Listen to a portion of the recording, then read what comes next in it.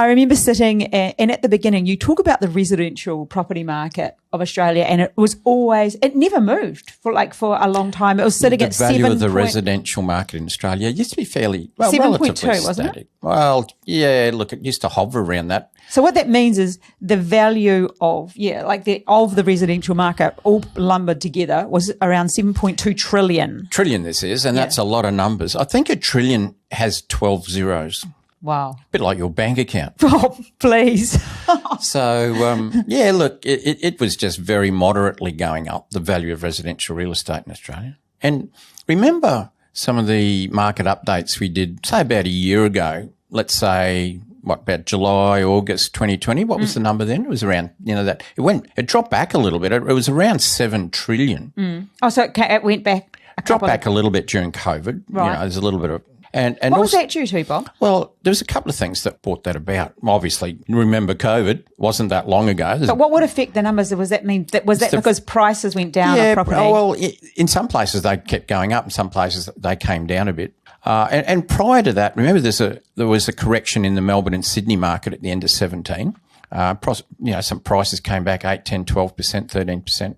After some huge gains, of course. It was just a correction that, no big deal.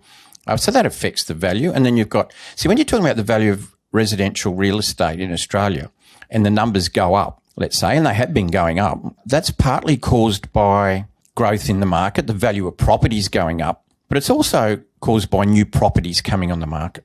And so that's what increases the value of residential real estate. And about a year ago, it was sitting around that 7 trillion mark. And I remember there's a big hullabaloo. Remember about maybe 4 months ago. Oh, we got to 8 trillion. We got to 8 trillion. It was in the newspapers. It was popping out everywhere. But we were talking about it. It was like, oh my goodness, it's got to 8 trillion. Well, I'd never been there before. You had to change your slides. I did. For your workshops.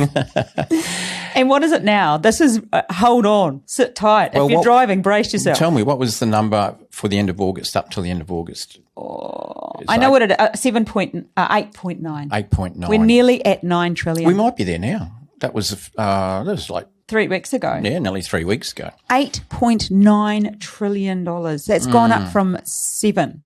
Yeah, so that's a big number. I don't know what 8.9 trillion looks like, but I reckon... Looks like grains of sand. In the next month or two, anyway, at least, it'll hit 9 trillion. And of course, everybody will know, RP Data will put it out there and it'll be all in the news. We've hit 9 trillion, And then the real estate agents would dine out on that and they'll bump the prices up and there goes the buyer's market still. The seller's market.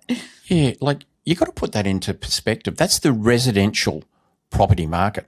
If you think about the commercial property market, and that's like all the industrial, commercial, retail, all the big capital cities, all the buildings, all the shopping centres, the Westfields. If you added all the commercial property value in Australia, it's just under 1 trillion, and residential's almost 9. So there's not much difference, really. I mean, they're massive numbers. They've just got heaps of noughts. But in comparison, the residential market is about 9 times the commercial market.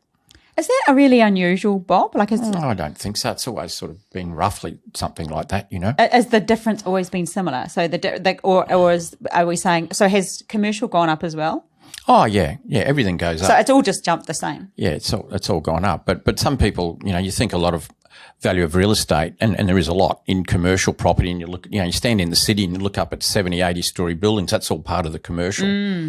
Yet residential is still 10 times the commercial value. So, yeah. Wow, crazy stuff. Yeah, it is. So I know where we live, the price of residential has gone nuts, like everywhere, I suppose. Yeah. Bob, talk us through those because I know that you pretty much know them inside out.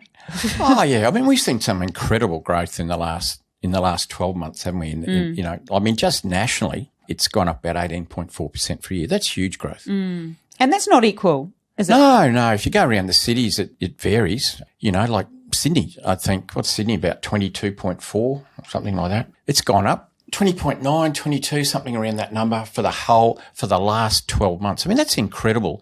That's almost 2% a month. And if you think somewhere like Sydney's got the highest values of property, I mean, that's a lot of dollars. Sydney has the highest values in Australia? Yeah. And think of people go to bed at night and they wake up the next day and their property has gone up.